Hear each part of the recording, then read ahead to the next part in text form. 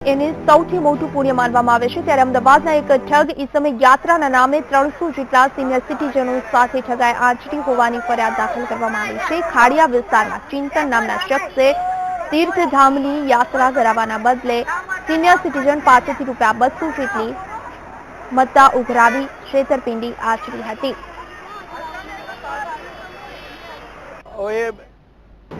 અંબાઈ લઈ જવાની એક ચિંતનભાઈ ઓજાએ ટૂર કાઢી હતી।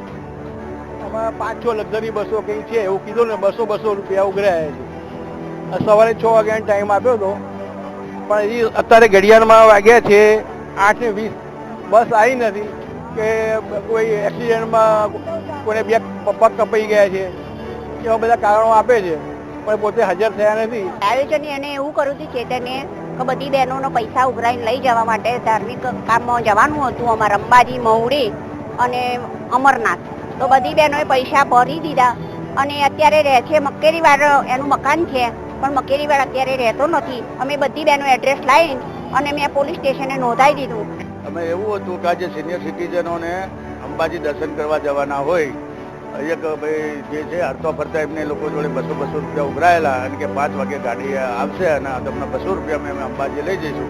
એટલે એ લોકોની રાહ જોઈને અત્યાર સુધી 8, 8, 8, 9 વાગવા બસ લઈને આવેલ નથી, એના માટે માણસો ભેગા થયેલ છે। ગુજરાતમાં ખુલ્લેઆમ થઈ રહ્યા